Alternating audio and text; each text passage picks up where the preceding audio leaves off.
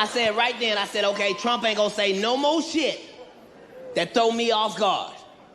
Then Trump said the shit that shocked the world.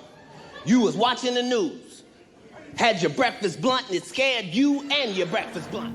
He's the kind of guy that would say, hey baby, let's get away, let's go someplace, huh, where I don't care.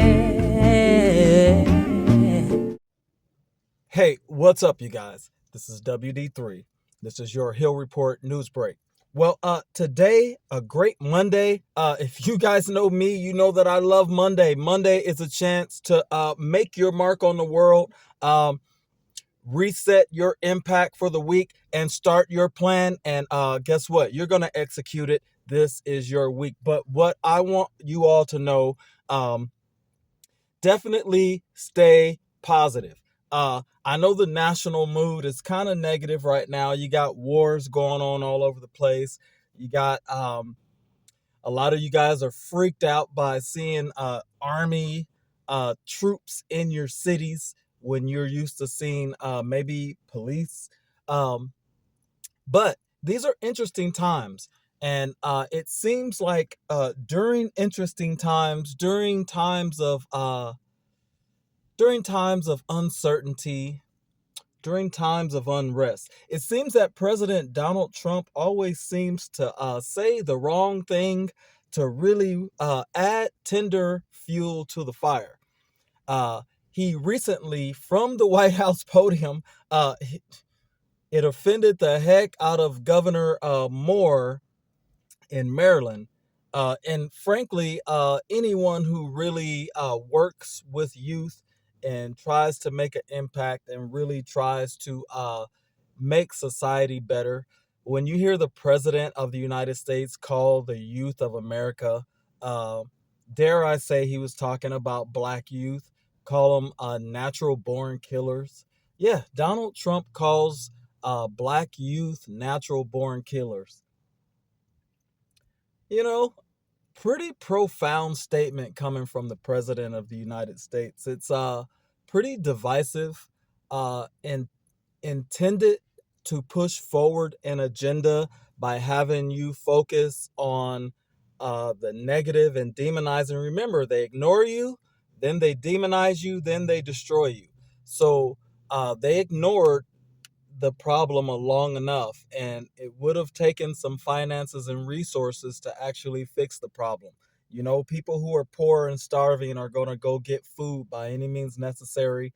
If you dump all kind of guns in the alley, these kids cannot get guns on their own.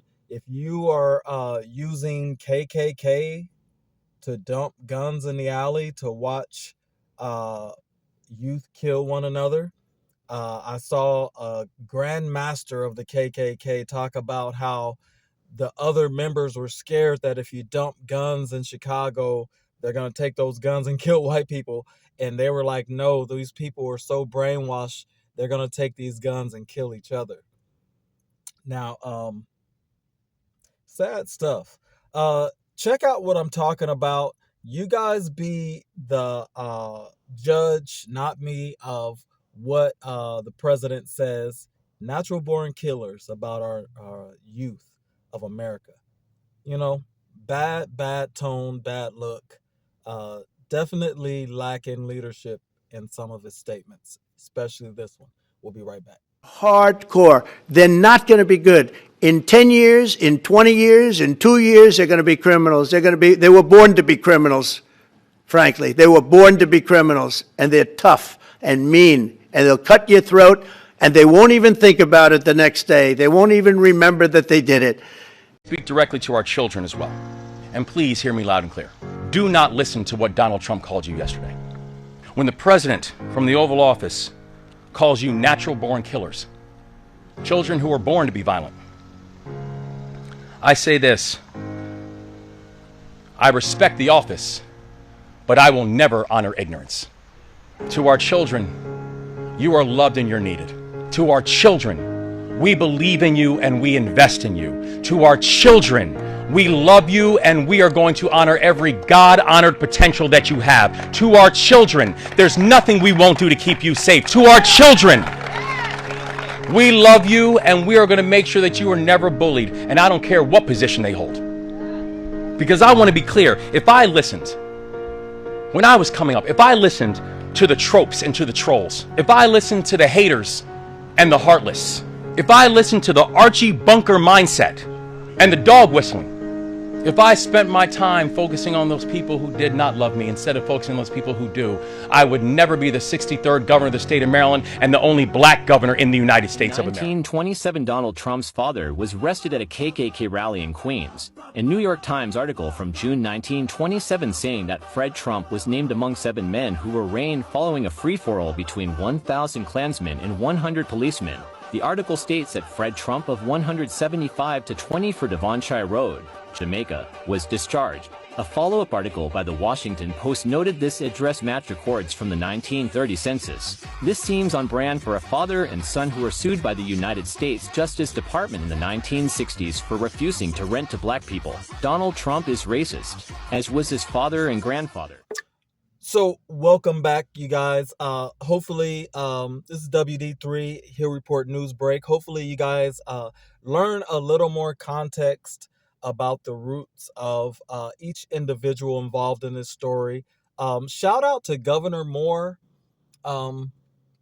Maryland definitely seems to be a solid gentleman. You guys, you might have springboarded someone who can have a further political career, because being a governor of a great major state is a great accomplishment. I'm sure there's going to be great things in this guy's future, especially when you contrast him against someone who's pretty loose with his statements, like Donald Trump. Anybody who just has a tiny bit of discipline seems really buttoned up, especially if you're a black gentleman and you are not unhinged. You're going to, compared to Donald Trump, you're going to not only look like Billy D. Williams, but you're also gonna sound like a great statesman when you got somebody who's just pretty much, he gets an agenda in the morning from his handlers, and then he puts the Donald Trump spin to move it forward. So if you are scared that Russia and China are gonna send troops or they're gonna attack American cities, and you're so scared to just say, hey guys, you know, common sense says you spread the army around under times of threat. But instead, a coward blames things that could have been solved a long time ago, like inner city crime, gang violence, poverty. You know, if you put no investment towards these things, and then you turn around and say they're natural born killers, how about we starve you, Donald Trump, for a whole week, and then see what lengths you will go through to get some food? You know, kind of ignorant talk. If you guys pay attention to it, just see what the agenda is on the other side of the statements. He wants to put troops because they want to go down to Venezuela and grab that oil. It's not going to work. It's just going to get America attacked by a more powerful group of countries. Never trust your security to a guy who's on his deathbed. We all have lots to live for, but this guy is like 90 years old. He's got lumps on his hand and his ankles are swollen. He's losing his mind. You know, let's go in a different direction, America. It's WD3.